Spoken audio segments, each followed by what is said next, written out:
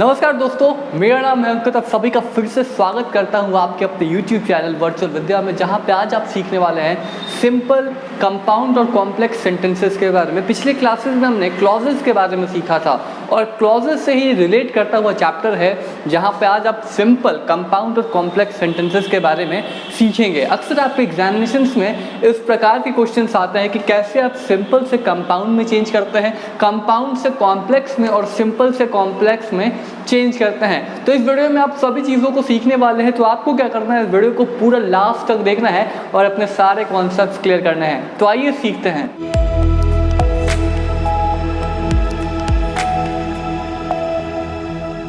सबसे पहले यहाँ पे सिंपल का मतलब क्या होता है। 3 प्रकार के सेंटेंसेस के बारे में आज इस वीडियो लेक्चर में आप सीखने वाले हैं। सबसे पहले है सिंपल, दूसरा है कंपाउंड, तीसरा है कॉम्प्लेक्स। देखिए, जैसा कि इसके नाम में ही है सिंपल। सिंपल यानी कि एक साधारण सा वाक्य, जिस वाक्य में किसी भी प्रकार के टेंसेस के बारे में बात नहीं किया जाता है, वो सभी सेंटेंसेस सिंपल सेंटेंसेस होते हैं। जैसे कि I am a boy, he is laughing. अभी इन सभी सेंटेंसेस में हम किसी भी टेंसेस के बारे में बात नहीं करते हैं, तो हम किसे कहते हैं, सिंपल सेंटेंसेस। तो सिंपल सेंटेंसेस वो सेंटेंस कहलाता है जिस सेंटेंस में एक सब्जेक्ट हो और एक वर्ब हो, यानी कि फाइनाइट वर्ब हो। ऐसा कोई भी सेंटेंस जिस सेंटेंस में कोई सब्जेक्ट होता है और उसके साथ कोई भी वर्ब होता है, तो वो सेंटेंसेस सिंपल सेंटेंसेस के कहलाते हैं। जी हाँ। दूसरा है कंपाउंड। दूसरा क्या है, कंपाउंड सेंटेंसेस। कंपाउंड का मतलब क्या होता है, ये एक ऐसा सेंटेंस है जिस सेंटेंस में 2 या फिर 2 से अधिक कोऑर्डिनेट हमने पिछले क्लासेस में क्लॉजेस के वीडियो लेक्चर में सीखा था कि क्लॉजेस क्या होते हैं। 2 प्रकार के क्लॉजेस होते हैं, कोऑर्डिनेटिंग और सबऑर्डिनेटिंग। ये सभी चीज़ें आपको मैंने सिखाया था। तो कोऑर्डिनेटिंग हम किसे बोलते हैं, कोऑर्डिनेटिंग हम लोग मेन क्लॉज भी बोलते हैं, बिल्कुल, प्रिंसिपल क्लॉज भी बोलते हैं और कोऑर्डिनेट भी बोलते हैं। तीनों ही क्या है, सेम है। प्रिंसिपल क्लॉज, मेन क्लॉज और कोऑर्डिनेटिंग क्लॉज, तीनों को एक ही नाम से हम जानते हैं और तीनों में से कोई भी नाम आप अगर बोले तो गलत नहीं कहलाएगा। तो वैसा कोई भी सेंटेंस जिस सेंटेंस में 2 या फिर 2 से अधिक कोऑर्डिनेट हो, यानी कि प्रिंसिपल क्लॉज हो, यानी कि मेन क्लॉज हो, वैसे सेंटेंसेस को विद सब ऑर्डिनेट क्लॉज के साथ हो तो उसे हम कंपाउंड सेंटेंसेस कहते हैं। यानी कि वैसा सेंटेंस जिस सेंटेंस में 2 या 2 से अधिक कोऑर्डिनेट क्लॉज पाया जाता है, वैसे सेंटेंसेस को ही। और कोऑर्डिनेट का मतलब क्या हो, जो जिसका मीनिंग इंडिपेंडेंट हो, जिसका मीनिंग क्या हो, इंडिपेंडेंट हो, यानी कि वो दूसरे किसी वाक्य पे निर्भर नहीं करता है कंप्लीट मीनिंग देने के लिए, उसी को तो बोलते हैं। जी हाँ। तीसरा है कॉम्प्लेक्स। अब यहाँ पे इसके नाम में ये कॉम्प्लेक्स यानी कि मुश्किल, वैसा सेंटेंस जिस सेंटेंस में एक प्रिंसिपल क्लॉज हो, यानी कि एक तो इंडिपेंडेंट क्लॉज होगा और दूसरा क्या होगा, हमारा सब ऑर्डिनेट क्लॉज। सब ऑर्डिनेट यानी कि डिपेंडेंट क्लॉज, जो दूसरे सेंटेंस में निर्भर करता है एक कंप्लीट मीनिंग देने के लिए। तो वैसे सेंटेंसेस जिस सेंटेंस में एक तो आत्मनिर्भर वाक्य होगा और दूसरा जो निर्भर करेगा दूसरे वाक्य पे, किस चीज़ के लिए, सेंटेंस का कंप्लीट मीनिंग देने के लिए, उसी को हम क्या बोलते हैं, कॉम्प्लेक्स बोलते हैं। अब यहाँ पे कुछ एग्जाम्पल्स से समझिए कि किस तरीके से कॉम्प्लेक्स, किस तरीके से सिंपल और कंपाउंड वाले सेंटेंसेस को पहचानते हैं। यहाँ पे पहला क्वेश्चन है, Sohan won the first prize.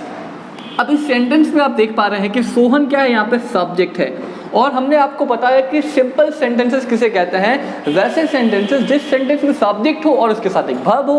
अब इस सेंटेंस में Sohan won the match, Sohan won the first prize, तो कौन यहाँ पे काम कर रहा है, तो यहाँ पे सोहन, यानी कि यहाँ पे सोहन क्या है, सब्जेक्ट है और काम क्या हो रहा है, काम यहाँ पे जीतने का हो रहा है। वॉन क्या है, काम है, तो सोहन ने जीता, तो जीतना क्या है, एक वर्ब है, यानी कि सब्जेक्ट के साथ एक फाइनाइट वर्ब आ रहा है। दैट्स वाई ये सेंटेंस सिंपल सेंटेंसेस के क्वेश्चंस हैं। तो ऐसे किसी भी सेंटेंसेस में जहाँ पे सब्जेक्ट हो और उसके साथ कोई भी वर्ब हो, तो वो सेंटेंसेस सिंपल सेंटेंसेस के कहलाते हैं। दूसरा क्वेश्चन हमारा क्या है, दूसरा क्वेश्चन है, Mohan, Sohan and Rohan are good friends. अब यहाँ पे 3 व्यक्ति हैं, यानी कि मोहन, सोहन एंड रोहन, 3 व्यक्ति, यानी कि ये तीनों क्या है, तीनों सब्जेक्ट्स हैं। और इस सेंटेंसेस में आर क्या है, हमारा वर्ब है। जी हाँ, बिल्कुल। आर क्या बताता है, किसी भी सेंटेंस से वर्ब को बताता है ना, यानी कि हेल्पिंग वर्ब है, आर हमारा हेल्पिंग वर्ब है, यानी कि यहाँ पे सब्जेक्ट के साथ फाइनाइट वर्ब आ रहा है। दैट्स वाई ये सेंटेंसेस भी सिंपल सेंटेंसेस का है। तो क्लियर है यहाँ पे कॉन्सेप्ट कि सिंपल सेंटेंसेस किसे कहते हैं। तो बहुत ईजी है, जिस सेंटेंसेस में सब्जेक्ट होगा और उसके साथ कोई भी वर्ब, वर्ब का मतलब ये नहीं है कि एक्शन, वर्ब का मतलब ये नहीं है कि कोई काम हो, ये जरूरी नहीं है कि वॉन हो, ईट हो, लाफ हो, प्ले हो तभी वो वर्ब कहलाएगा। वर्ब का मतलब होता है कि कोई काम क्या हुआ वो भी वर्ब कहलाता है, और कोई काम किस टाइम में हुआ वो भी वर्ब कहलाता है। तो ये आर कहीं ना कहीं काम का टाइम बता रहा है, और इसका मतलब बोले जा रहा है कि सोहन, रोहन और मोहन एक अच्छा दोस्त है, यानी कि प्रेजेंट का टाइम में वो एक अच्छे मित्र हैं। तो यहाँ पे आर क्या है, वो भी एक वर्ब है, यानी कि ये सेंटेंसेस भी सिंपल का है। तीसरा क्वेश्चन जो बढ़ते हैं, he entered the room and switch on the fan, वह रूम में एंटर करता है।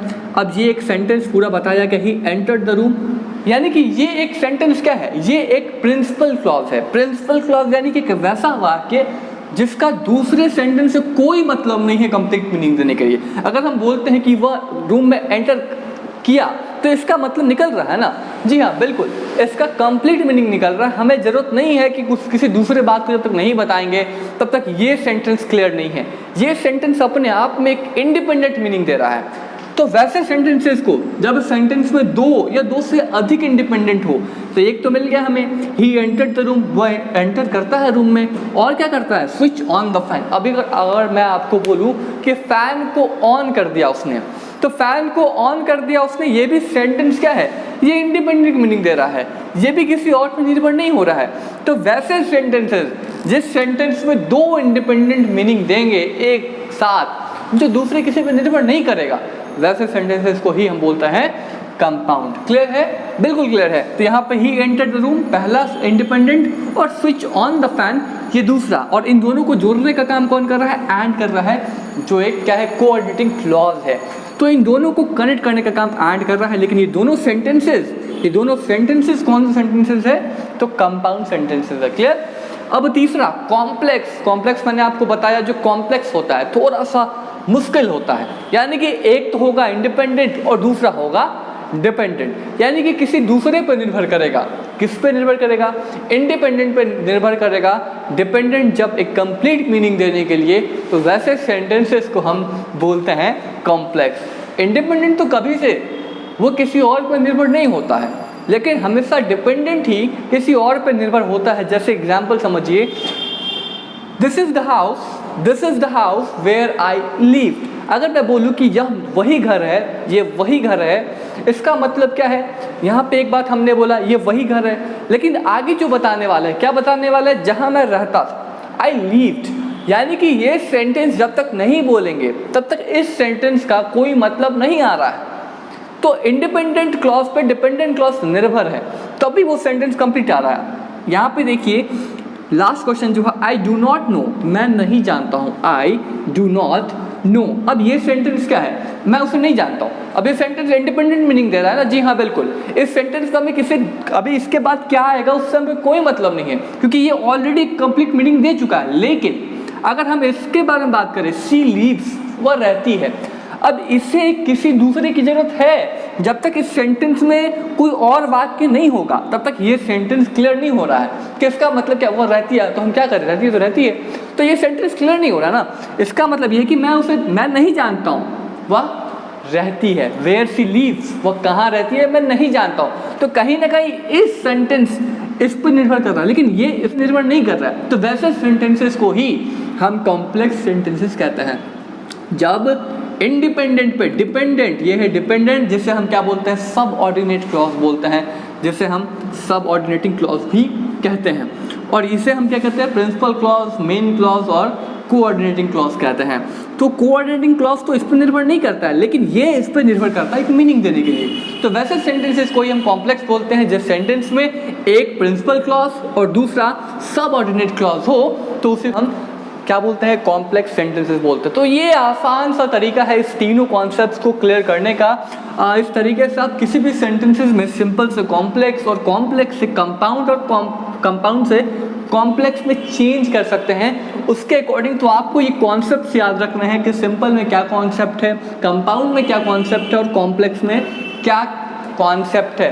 कॉन्सेप्ट के साथ सभी कॉन्सेप्ट्स को क्लियर करके आप सभी क्वेश्चंस को बना सकते हैं। तो कैसा लगा यह वीडियो बताना मत भूलिएगा। मिलेंगे अगले क्लासेस में एक नई वीडियो लेक्चर के साथ, तब तक के लिए signing off, keep watching, keep learning. इस वीडियो को लाइक, हमारे चैनल को सब्सक्राइब और दूसरों से भी करवाना मत भूलिएगा। तब तक के लिए मिलते हैं अगले क्लासेस में। Bye bye and take care.